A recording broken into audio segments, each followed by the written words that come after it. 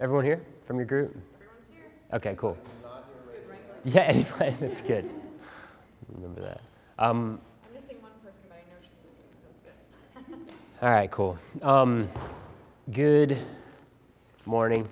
I'm Jason Newport. I head up mobile for primarily Carat, but also for some of the other brands, in concert with some leaders like Stacy for the Dentsu Aegis network. So that would include iProspect and Isobar and McGarry Bowen and the media brands like iProspect and obviously Visium and some of the other conflict agencies like Innovate, that we've been on a good run recently. So we've even set up some new agencies. So look, my primary charter is to originally was to up-level our capabilities in mobile, in social, and all things emerging. So I've been in mobile for a long time.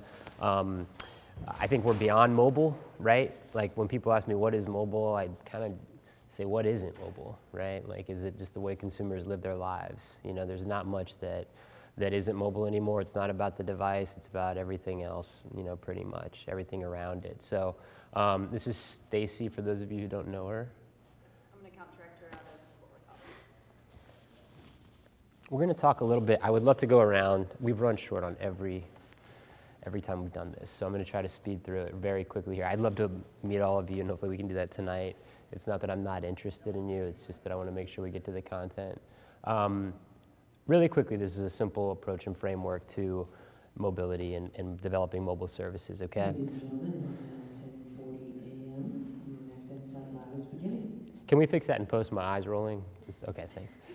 So, look, we see a lot of vendors, right? And they will spin you into oblivion and have you believe that they can be everything to everyone, right? The reality is, if you look at that Lumascape, there is probably 3 partners that you need to carry out a successful mobile campaign time and time again.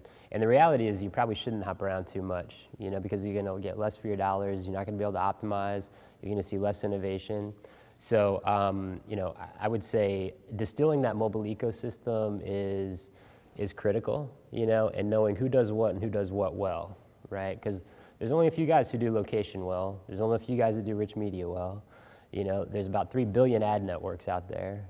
And I would say probably only a couple of them are needed at this point. So don't believe everything you hear, and I think you guys have learned that so far. Largely what this is about people and business and mobile in the middle, okay? It's also about technology to a certain extent, but really it's about creating value, right? So again, the consumer is going to lead you to the channel. They will lead you right away to mobile, but you don't have to start there. We cut this deck about by 75%, just it was an amazing graphical deck originally. Look, would anyone take issue with this? You are in the business of culture. Look, people want to buy your stuff, but they don't want to just buy your stuff, right? They expect more than that. The transaction may be very important to you, obviously. Like you're here to sell stuff and consumers are there to buy stuff. We all get that. It's understood, right? But I think especially with the generational shift and people in general and their adoption to technology, right?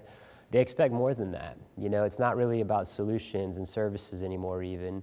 You had this huge paradigm shift when mobile came along and turned everything upside down, right? It really did. I mean, today it's touch and swipe and gesture. Yesterday it was point and click and mouse and keyboard, Things have changed a tremendous amount in just a couple years, right? I mean, before 2007, my career sucked. Thank God for the iPhone, so. It's much more about the before and after, right? So what service are you providing after they buy your product? We tend to forget about the consumer after they, convert, right? And we're much more interested in acquisition, but developing intelligent retention programs built around mobile, all of those things, loyalty tech. There's so many exciting things happening right now, but would anyone disagree that you're in the business of culture, that you're not in the business of sales, marketing, and communications, but that culture is at the center of your organization? Forget about mobile first. I don't even know what that means. It's people, right? Would everyone agree? Okay, cool. It's hard. It's a hard thing to debate. I know. I'm going to come up with something more provocative. An alligator. Would you? Anyway, the point is we become very task-oriented, right? It's all about checking the weather, but it's really not. It's about the consumer just wants to have a great day outside, So let's think about that context, that scenario. How can we add value to that environment with that father and that son? You know, and that's where something interesting comes along. And you may be thinking, how in the hell can I do that? But trust me, like if we go through the process, we'll come up with something and it'll be compelling and it will work. Like it never hasn't worked, I'll say that much. If we go through the process the right way, we do the right field work, we ask the right questions, we'll flesh out something that makes a lot of sense and adds a lot of value, okay? I can give you a few examples. I mean, I won't bother right now, but you know what, I will. Nest, the learning thermostat, or everyone knows Nike, you know, and what they've done with RGA and Widen and 50 other software developers, right? So, and that's more about service around the product. They're no longer just a footwear apparel company. They are a technology company, but largely they're a service company, you know? They're even a software company, right? And I know you've seen what happened with their wearables division and laying off people, but they're gonna continue to be a software company, right? With biometrics and social informatics, personal informatics. I mean, these things can go on and on and on, you know? Like you can find yourself in a business you didn't know you would be in when you started the company or started at the company anyway, right? So it's something to think about as well, which is creating new market space for yourself. How am I doing on time? Okay. We're just tipping our toe in the water, you know, when it comes to leveraging the native attributes of the device. Of the top 100 branded apps, less than 5% use the gyroscope. You know, everyone seems to be focused on getting the eCommerce thing straight first, which is fine.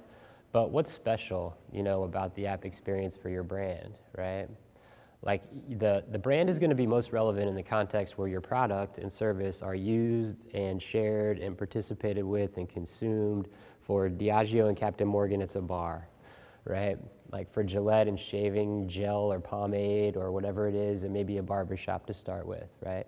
Why doesn't P&G own a chain of barbershops, right? If VCs were as interested in culture as they are in technology, my belief is that like we'd have a smarter world of marketing out there, right? But we continue to invest in ad tech without really understanding the implications of what we're doing. I'll show you just a few examples to seed some notions, then have a discussion, just a quick round robin. But this is just some stuff we did for Home Depot. We got the account in 2010, and it was a traditional just, you know, get the foundation straight, mobile optimize the sites, get some smartphone apps out there, have a mobile destination, start with some basic SMS campaigns, blaze a mobile path to the mobile destination, do some mobile display, then do some location-aware mobile display, leverage the store, embrace the store. I really don't get why retailers close stores, you know, well, I do, I really do. But the point is, don't migrate toward Amazon, you know, you're probably not gonna do it better than them at this point. So you may wanna think about how to leverage the footprint, you know, of your real estate as, you know, an asset rather than a liability, right? Like they're doing some amazing things in store that create a true destination there. You know, people come back and back and back for different reasons, but a lot of it is driven by the device. And a lot of it doesn't cost a whole lot in media, like Passbook, for example. Very cheap way to drive return traffic, and it's location aware.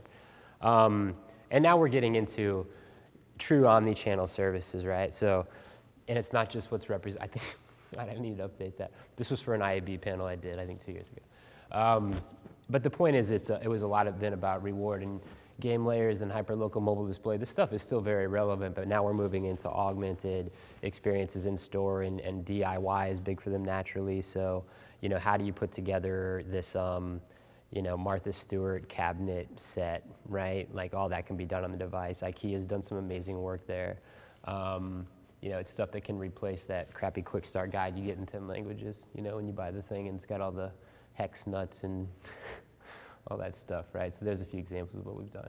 I'm not gonna spend too much time on this. Why don't has anyone seen this device? All right, I'll tell you about it later, or you can look it up. But I wanna turn it over to you guys and talk a little bit about some of the pain points. How do you feel about mobile in general?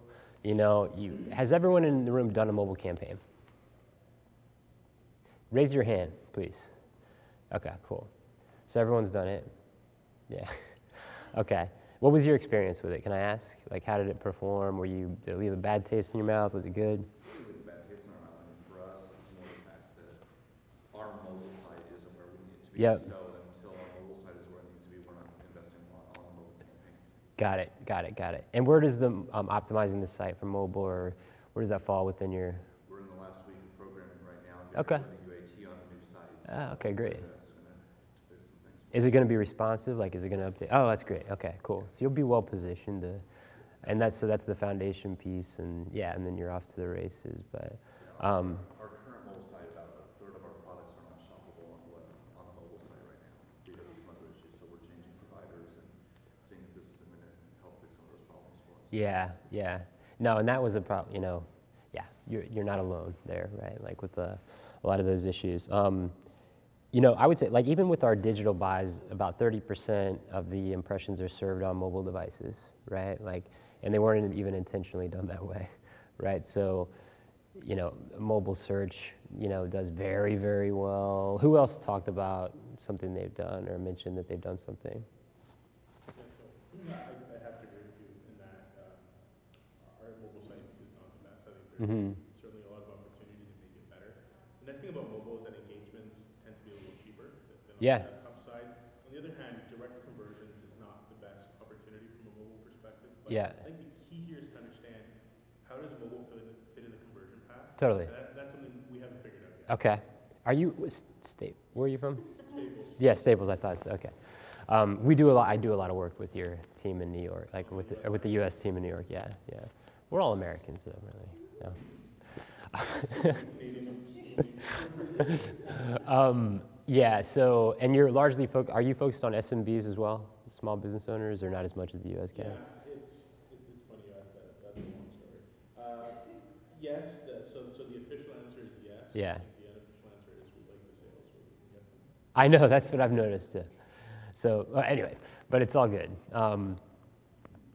Look, I mean, I think, but it does matter. You know, you have to decide on an audience, you know, and exactly what value you want to provide, and a lot of that starts with needs assessments, and you can't have your cake and eat it too in many cases, right? So we're working through that process, but you know, I think for you guys, like.